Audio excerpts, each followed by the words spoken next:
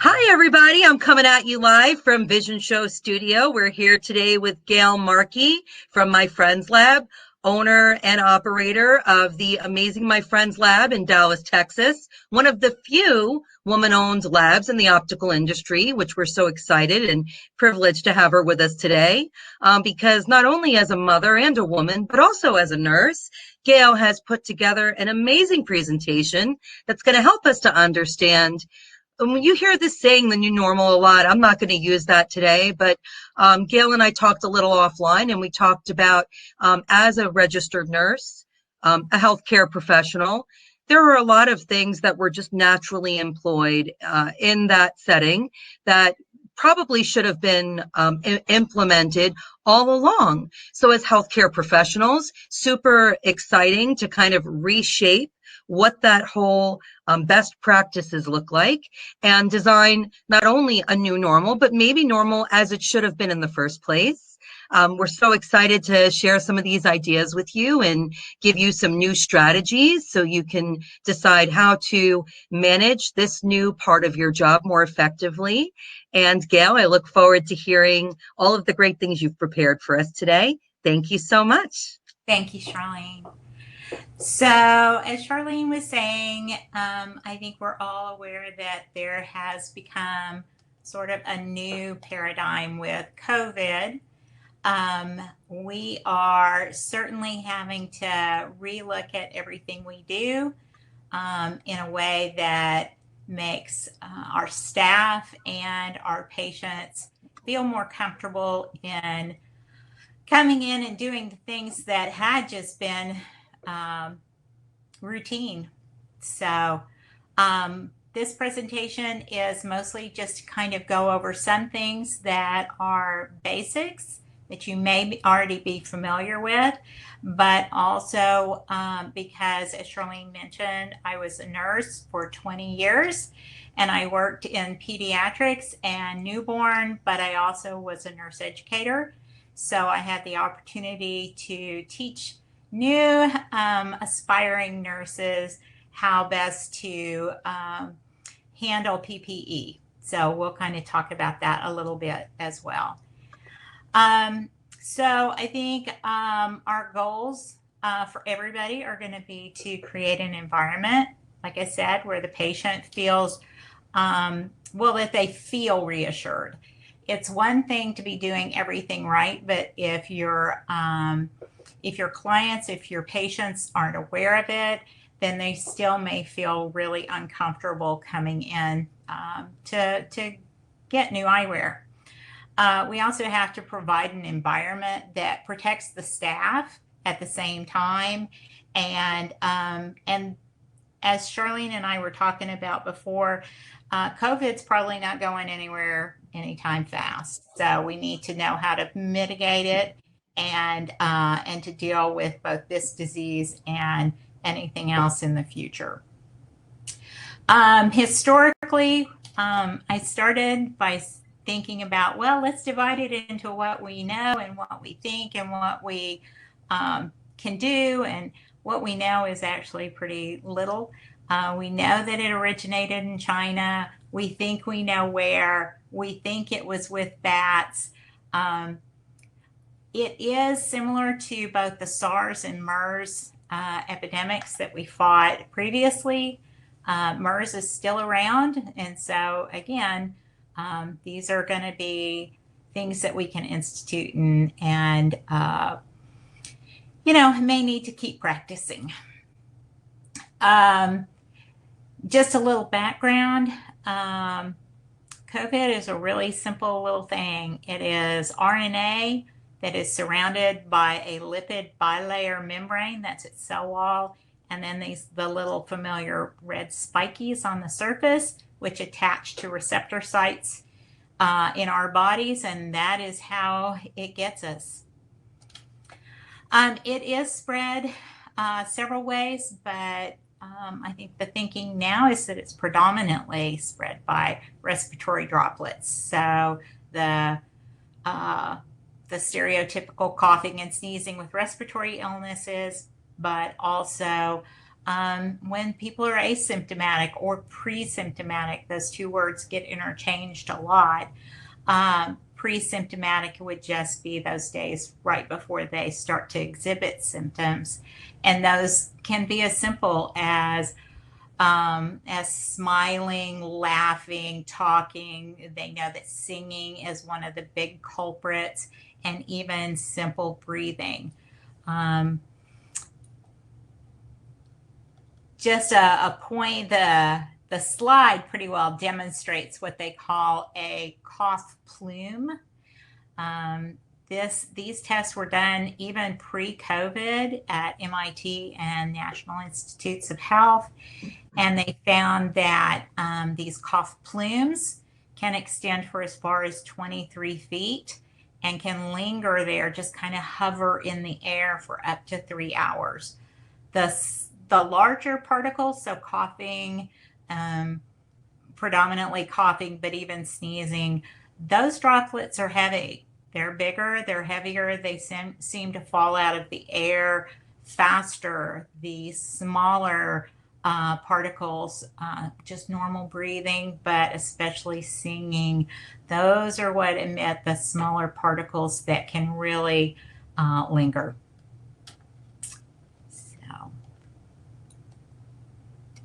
Of course, it is always also spread by touch, but as I'm sitting here, like scratching my face, we don't absorb it by osmosis. We're not going to get it simply by touching it. We're going to get it by touching a contaminated surface and then scratching our eyes or our nose or our mouth. There is a nasty little vector, the fecal oral route, that they are still kind of investigating.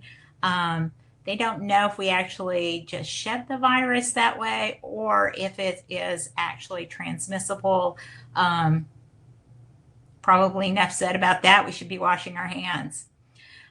There is also a particular conjunctivitis associated with COVID. It's angry. It is, it's pretty noticeable. But it certainly, if you have patients coming in complaining of that on the phone, they need to really be assessed, and monitored. So as far as the surfaces go, it kind of likes things that are smooth. That's why the doorknobs and light switch plates have been really targeted when they talk about cleaning surfaces. One of the things we have a lot of in our lab are stainless steel tables. We are washing them and sanitizing them a lot these days because we came to realize that those are one of the surfaces that it can really stay on for a while. So just really quickly, I think this slide kind of portrays how long some of these surfaces can harbor the virus live in a way that you could touch it and then transmit it to yourself or others. Keep in mind that the virus does have like a half-life, and the longer it stays on a surface, then of course the less contagious it would be. But it could hang there for a while. So some of the strategies that the NIH is promoting are obviously avoiding close contact at all. 6 feet is what they hope will be kind of a safe distance generally, but obviously we need to avoid close contact with anyone who's sick. One of the benefits of masks is that it seems to have really cut down on the amount of touching of our eyes, nose, and mouth that most people are doing. It is estimated that on average, people touch their face about every 3 to 5 minutes. So they also recommend, obviously, to stay home if you're feeling ill. Sometimes it's hard to know what's triggering that, and it's easy to think, oh, this is just allergies, and impossible to know.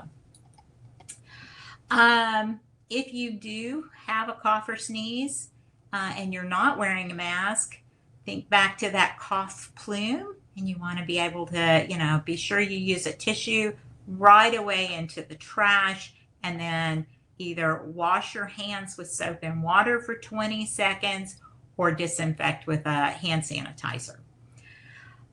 Clean and disinfect frequently touched objects, kind of going back to those doorknobs and switch plates. You want to be sure that you're catching those on a semi-regular basis. The most used surfaces in your house or in your office, those are the areas that you should concentrate on, because those are the places where people are just going to cross-contaminate. So we're talking about using cleaning sprays or wipes or soap and water. And soap and water seems like such an easy thing to say, but soap is a miracle. So this slide kind of shows you what a soap molecule looks like.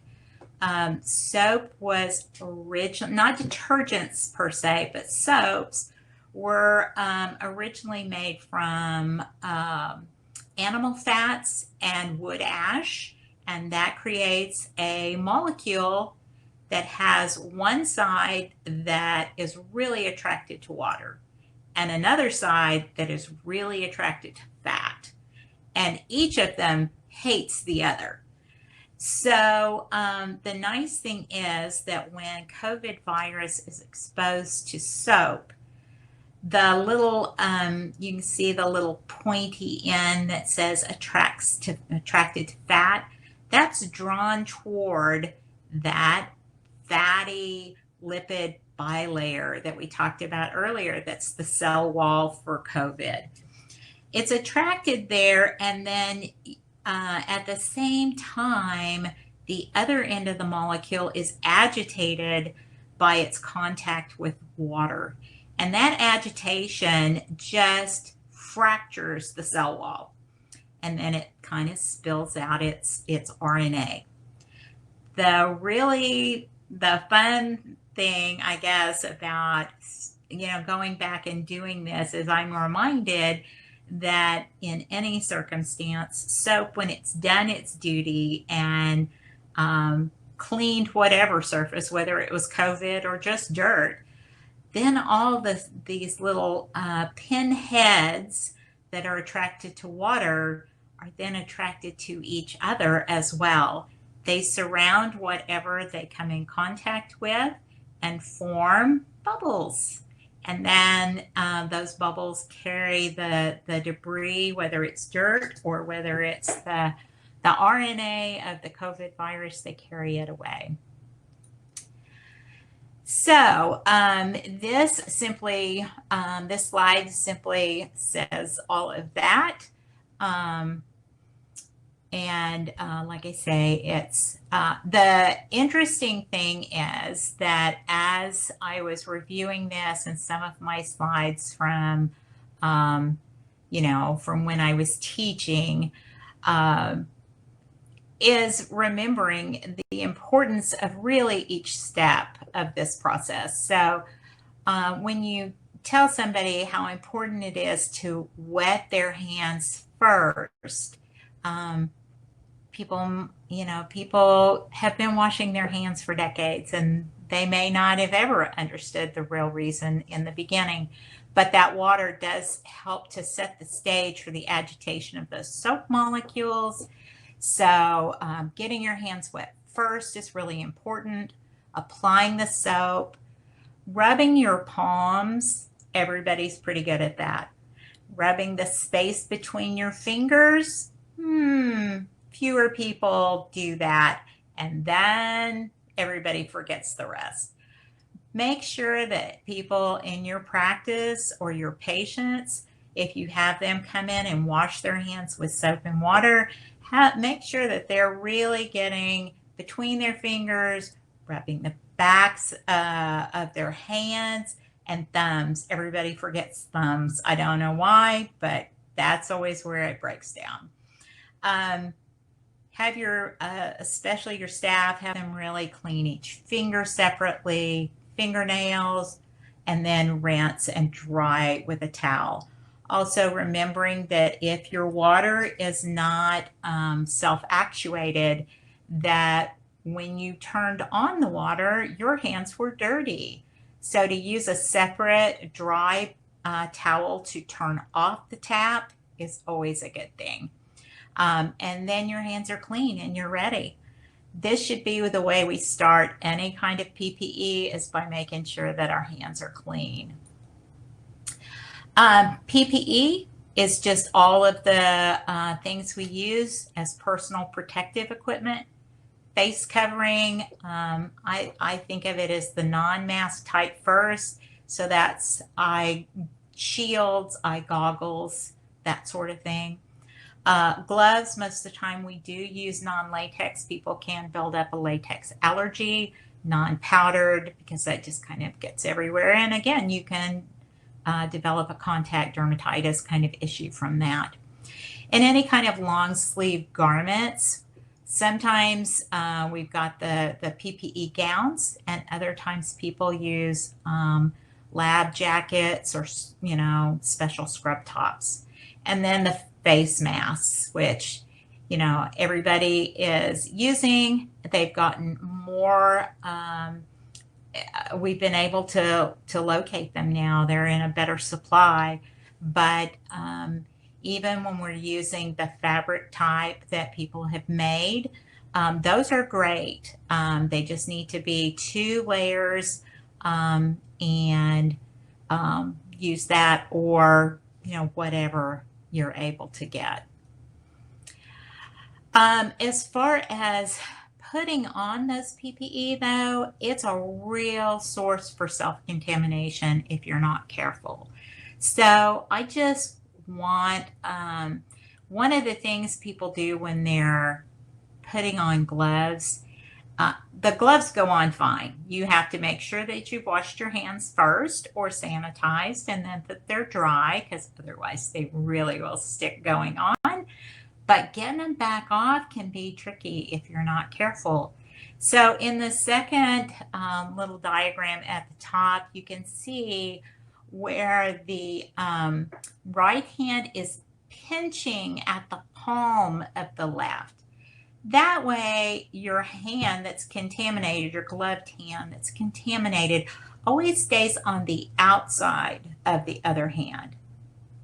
Once they've pulled that up and away from their skin, you can hook a finger under it, but you don't want that in the first glove that comes off. You never want that other contaminated hand to be reaching up under the glove.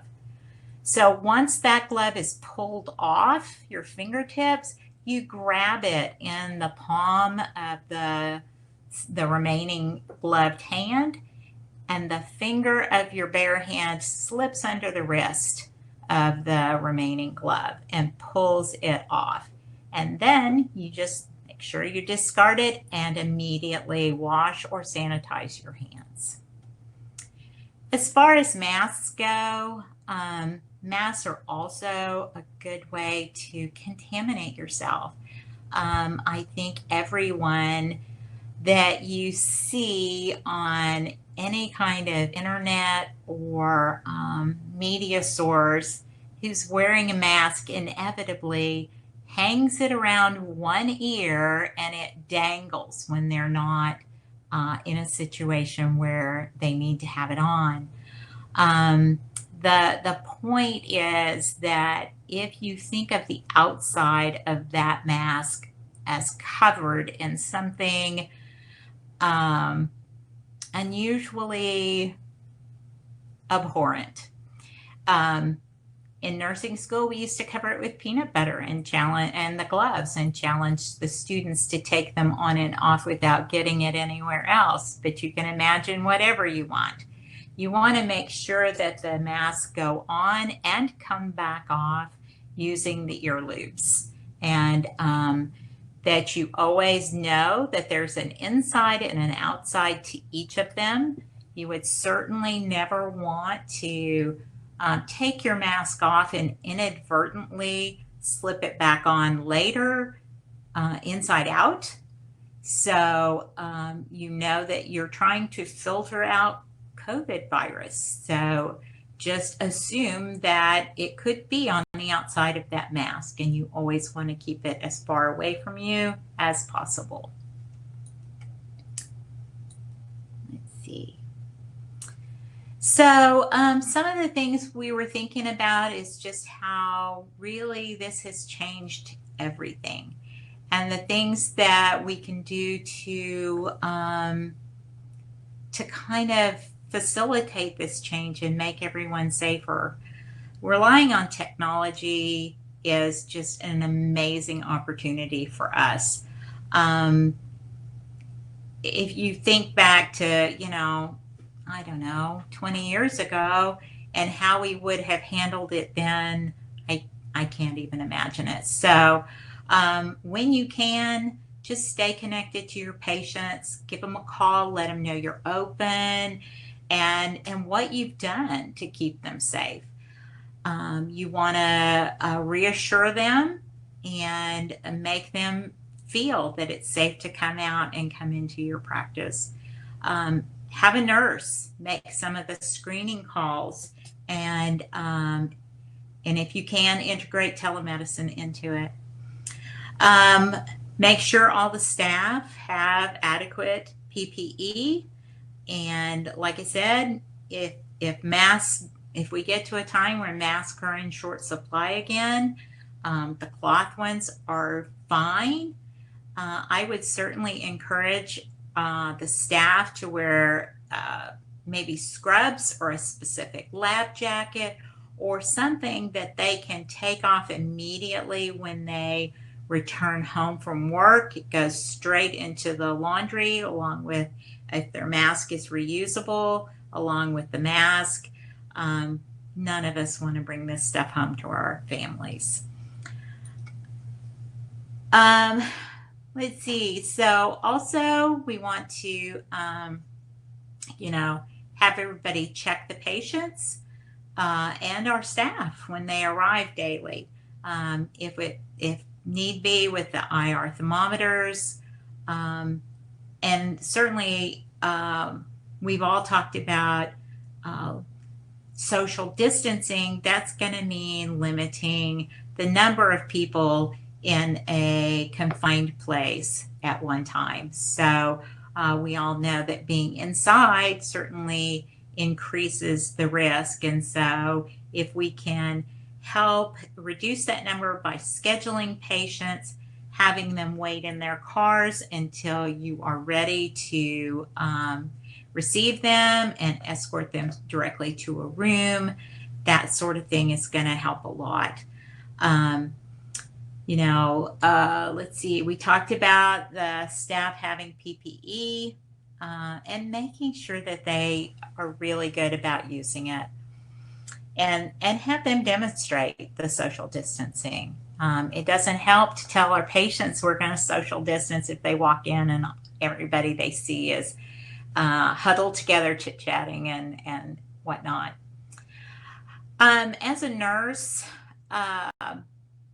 we often, if you're old enough to remember, I will say there was a time where hand sanitizers had first come into fashion, if you will, and there were hand sanitizers in the hallways up and down the halls in the hospital. As time went by, we realized that the patients received no reassurance from that because they didn't see us using it. They didn't see us washing our hands anymore. And so these days, if you go to a hospital, you see those hand sanitizers right there in the patient's rooms. And that's kind of the example we want to set for the patients, is that whatever we're doing, that we're doing it in a way that they see it, so they're aware that we are acting on their in their best interest and helping them. So if you have a sink that's visible, if you can set out a sanitizing station so that they can see your staff using it, and it's available to them as well, that's great. Of course, we're going to have to start cleaning frames each time if we hadn't already been doing it. And like Charlene said, some of these things probably should have been done, and possibly they were being done in a lot of places. So I've heard a lot of our practices recommend placing small baskets or trays for frames to be placed in after someone has tried them on, and really having encouraged their staff to do a lot of work with their patients to determine what's the shape that they're really interested in, to try and kind of limit to the number that they're trying on to begin with. I would certainly recommend checking with your vendors to see what they recommend for their frames in terms of cleaning them. But again, we can, I think, all go back to a basin of sudsy soap water, and knowing that and a little bit of friction and agitation in that soapy water is a good thing for breaking down that virus. And we all have to remember that anyone can be shedding virus. Anyone, no matter whether they're symptomatic or not, they should be considered contagious. And so in conclusion, I just wanted to point out that we've always wanted to do, to provide our patients with, the best service that we can, a good value. And now we have to know that they also are looking to us to ensure their safety. And so we're going to have to come up with new strategies. And those strategies may change as we learn more about this, but we can do it. And so, but we may just need to change along with everybody evolves, I guess. So. That was really, really awesome, Gail. I have to be honest with you. I was excited to cover this topic because I feel like even though we've seen and heard as much as we really can stand to listen to with regards to COVID and best practices and all of that, I know enough about the way you approach things that I was just, I was cautiously optimistic that I would hear something new. And I never knew that part about soap. It's quite interesting that there's a whole science there. And there were a lot of other things you touched on with regards to surfaces, but there were a couple of things you brought up that I just wanted to throw some questions out there. I speak to anywhere between 20 to 50 eye care professionals every day, and we talk about this a lot. Where I am 8 hours a day at Dynamic Labs, we talk a lot about PPE, and people are asking us questions. I mean, there's a lot of people out there that just don't know these answers. So it's funny. I feel like people either have too much information or not enough information. And I really appreciate the way you broke it down.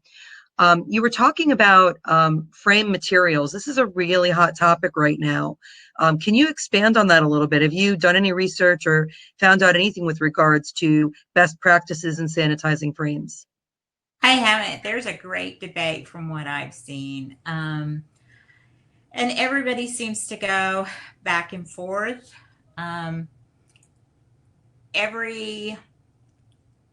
Every time you hear, oh, this is the way you should clean something, then somebody will jump in and say, oh, no, not if they're this.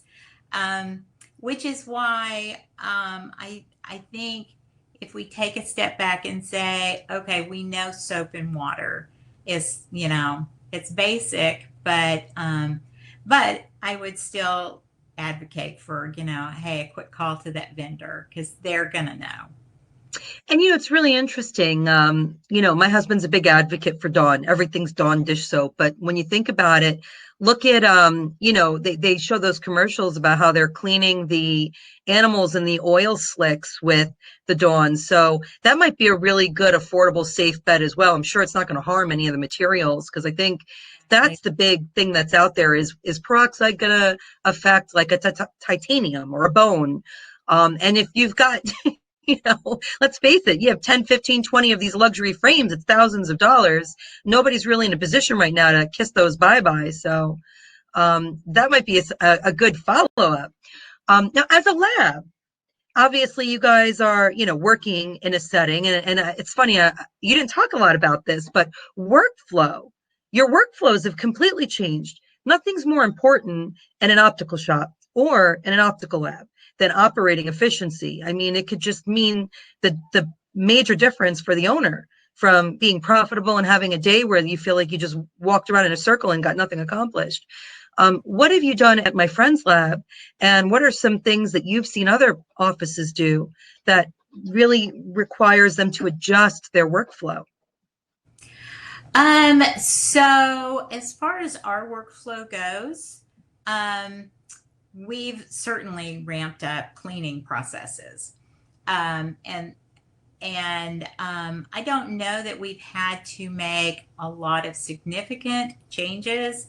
One of the things we have noticed is not a lot, but more lenses coming back, where people have been cleaning them with things like sanitizers, hand sanitizers, which can really be hard on AR. And Oh, that's so, interesting.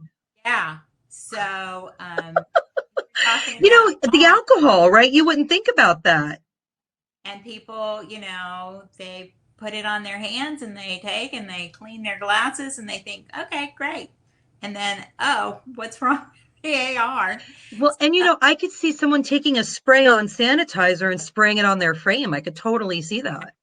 Exactly. So when you ask me about frames, I can't really speak too much to that because we do lenses, but I can tell you it can be hard on those. So I'm glad that came up because I've never heard anyone say that before. And, it speaks a lot for you as a lab that, I mean, let's face it, you're an independently owned lab. Remakes are not free for you, right? You may offer them to your customers as a courtesy, because they have to offer it to their patients, and service is king. But if we all want to maintain profitability and efficiency and not upset the patient, totally makes sense that this is something we should really be mindful of. And as you said, not only when you're cleaning them, but just when you're, putting this stuff all over your hands. I know me, I doused my hands in this stuff. And then you could, and not only that, but educating them when they're there in the shop, and they're, picking up a new pair of glasses, that this is how, it's best to clean them, because it may seem simple to them and be kind of, self-destructive at the same time. So now you have a beautiful family, lots of kids in your family, and this is a topic we don't talk about a lot. And I'd love to hear this just for my own use. I have 3 young children, well, 1 young, 2 kind of older now. But how do you approach hand washing and sanitization and best practices with children? so with the little ones, when you're a nurse, you tend to breed nurses. So my daughter is a nurse as well. Okay. And so she, especially with Shannon, she really encouraged the kids from infancy practically to, do the happy birthday to you song twice. That 20-second little, increment is also, of course, important. You can't just get them wet and wash the soap off and go. So giving them something to be a reminder as to how long to wash with. But and not just her, but all the 2 that have kids, they just incorporated it. Yeah, it's always been a thing. So, And that makes it fun, I'm sure, for the kids too. I mean, that's how you teach children anything these days. You got to make it fun and interesting. And how fun is washing your hands? So adding a song in there actually makes a lot of sense. Well, I'm sure our listeners may have some questions. We'll take some questions for you, but thank you so much for participating today and sharing your best practices on COVID and how to make sure you're maintaining healthy practices in your optical and optometry clinic. Is there anything else you'd like to share with us today? no, not that I can think of, but I'm happy to answer any questions. Thank you so much. And thank you, everybody, for tuning in. We hope you have a great day. And we're signing off here at Vision Show.